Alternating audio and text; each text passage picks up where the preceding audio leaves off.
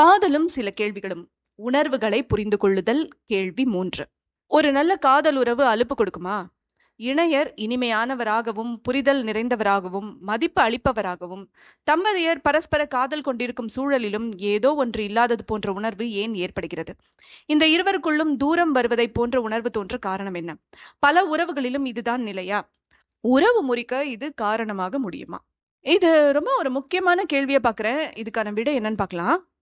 நெட்ஃப்ளிக்ஸில் லவ் என ஒரு தொடர் இருக்கிறது. இதில் ஒரு காட்சியில் காதலியுடன் கலவி முடிந்து படுக்கையில் இருக்கும் காதலன் அவளிடம் ஐ லவ் யூ என்கிறான். அவள் பாதியாக ஒரு உம்மை முனகுகிறாள். புரியாமல் காதலன் அவளை பார்க்க, அவள், நீ ரொம்ப ஐ லவ் யூ சொல்ற, பதிலுக்கு நானும் ஐ லவ் யூன்னு சொல்ற கட்டாயம் எனக்கு ஏற்படுது. ஸ்ட்ரெஸ் அதிகமாகுது, என்னால ஹேண்டில் பண்ண முடியல, நாம பிரேக்கப் பண்ணிக்கலாம் என்று சொல்லி கிளம்பி விடுவாள். அந்த காதலனுக்கு என்ன தவறு செய்தோம் என தெரியாது. அந்த காதலனைப் போலவே நாமும் அதிர்ச்சியில் அமர்ந்திருப்போம். காதலுக்கான பிரச்சனை இன்று பல பரிமாணங்கள் கொண்டிருக்கிறது. தென்கொரிய நாடு பல காரணங்களுக்கு நம்மை ரசிக்க வியக்க வைப்பதுண்டு. புதிதாக சேர்ந்திருக்கும் ஒரு காரணம், தென்கொரிய நாட்டின் பல்கலைக்கழகங்கள் காதலை சொல்லிக் கொடுக்கின்றன என்பதுதான். சராசரியாக ஒரு கொரிய இளைஞர் தன் முதல் காதலியை 24 வயதில் தான் சந்திக்கிறார். அதுவும் எப்படி? கல்லூரியில் கொடுக்கும் பாடத்திட்டத்தின் ஒரு பகுதியாக காதலை சந்திக்கிறார். ஒரு பெண்ணை கண்டு ரோஜா கொடுப்பதும், அவளுடைய விருப்பத்தை புரிந்து தன்னை புரிய வைத்து இருவருக்கும் இடையிலான பரஸ்பர உணர்வுகளை பகிர்ந்து கொள்வதும் எல்லாமும் இன்றைய கொரிய வாழ்க்கை சூழலில் கல்லூரி படிப்பின் ஒரு பகுதியாக நேர்கிறது என்பதுதான் வியப்பு. தென்கொரிய நாட்டின் இன்றைய தலைமுறைக்கு ஒரு பெயர் இருக்கிறது, ஷேம்போ தலைமுறை. ஷேம்போ என்றால் 3 விஷயங்களை தவிர்ப்பது என்று பொருள்: உறவு, திருமணம், குழந்தைகள். 2015ஆம் ஆண்டு கணக்கெடுப்பின்படி 25 இருந்து 29 வரையிலுமான வயதில் இருக்கும் பெண்களின் 23% பேர் மட்டுமே திருமணம் செய்திருப்பது அங்கு கண்டுபிடிக்கப்பட்டது. எனவே தென்கொரிய அரசு பல திட்டங்களை முன்னெடுத்திருக்கிறது. குழந்தை வளர்ப்புக்கென ஆகும் செலவை குறைப்பதாக உறுதியளித்திருக்கிறது. மக்களின் தனி வாழ்க்கைக்கான தரத்தை முன்னேற்றுவதற்கான திட்டங்களை உருவாக்கப் போவதாகவும் அறிவித்திருக்கிறது. நாட்டில் இருக்கும் பொருளாதார சூழலும் திருமணம் மற்றும் காதலுறவுகள் பக்கம் இளைஞர்கள் செல்வதற்கு தடையாக இருக்கும் உண்மையை அரசு ஒப்புக்கொண்டுள்ளது. ஒரு காலம் வரை நமக்கான இணை நிரந்தர துணையாகவும், நம் குளிர் தணிக்கும் வெப்பமாகவும், கலவி துணையாகவும், அரவணைப்பு நல்குபவராகவும் இருக்க வேண்டும் என்ற எதிர்பார்ப்பு இருந்தது. இரு தரப்பிலும் இவையே குறைந்தபட்ச எதிர்பார்ப்புகளாக இருந்தன.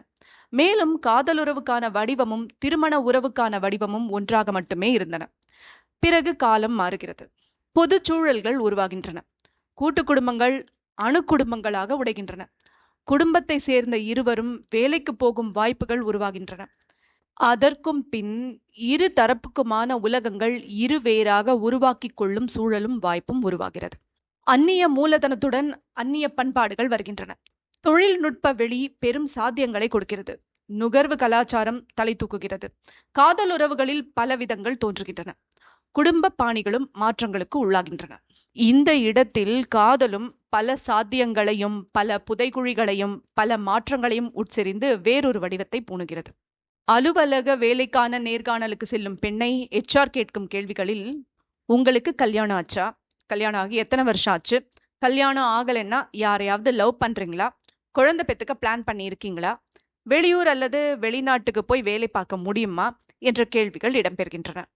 ஆணுக்கு இந்த கேள்விகளில் கொஞ்சம்தான் கேட்கப்படுகிறது.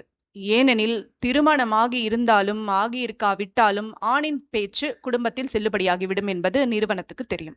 தனிநபர் வாழ்க்கைகளை வேலைக்கான காம்படிட்டிவ்னஸ்க்குள் நிறுவனங்கள் கொண்டு வந்துவிட்டன. இச்சூழல் இருக்கக்கூடாது என்பதை பற்றி பேச எவரும் இல்லை. எனவே காதலர்களுக்கு இடையிலான காதல் தீர்ந்து போக ஒரு காலத்தில் சந்தேகம், பிரிவு போன்ற காரணங்கள் இருந்தன. இன்று அதீத காதல், தனிநபர் வெளியின்மை, பணிச்சூழலில் அழுத்தம், வேலையில் நிச்சயமின்மை, குழந்தை பேறு, மாற்றுக்கென இருக்கும் பல வாய்ப்புகள், நிலையான உறவு கொடுக்கக்கூடிய சுமை பற்றிய அச்சம் போன்ற பல காரணங்கள் இருக்கின்றன. காதல் உறவு நீடிக்க பின் என்னதான் செய்வது? வாழ்க்கையிலும் தொழில் ரீதியாகவும் ஒரு தளத்தில் இயங்கக்கூடிய, தேவைப்பட்டால் ஒருவருக்கொருவர் உதவி கொள்ளக்கூடிய சூழல் கொண்ட இருவர் காதலிப்பதே உகந்ததாக இன்று இருக்கிறது. அதுவே சரி என சொல்லவில்லை, உகந்தது என்கிறேன். காரணம், கேரியராக ஒரு துறையில் இருவரும் இயங்குகையில் ஒருவருக்கொருவர் உதவி கொள்ள முடியும். காதல் தீர்ந்து போன பின்னும் உறவில் நீடிப்பதற்கு கூடுதல் காரணம் ஒன்று இருக்கிறது, கேரியர். எளிமையாக சொல்வதெனில், இன்றைய காதல் உறவுகளுக்கு காதல் மட்டும் போதுமானதாக இருப்பதில்லை. நவதாராளவாதம் மாற்றி அமைத்திருக்கும் சமூக உறவுகளுக்குள் இன்றைய காதலர்களும் திருமண தம்பதியும் குடும்பத்துக்குள்ளேயும் ஊழியர்களாக இருக்கும் நிலை உருவாகி இருக்கிறது. நிறுவன ஊழியர்கள் ஒன்றுபடும் சங்கத்தையே உடைக்க முடிந்த முதலாளித்துவத்துக்கு குடும்பத்துக்குள் இருக்கும் ஊழியர்களின் ஒற்றுமையை குலைக்கவா தெரியாது? லேசான விரிசல் ஏற்பட்டாலும் முதல் பத்திதான்.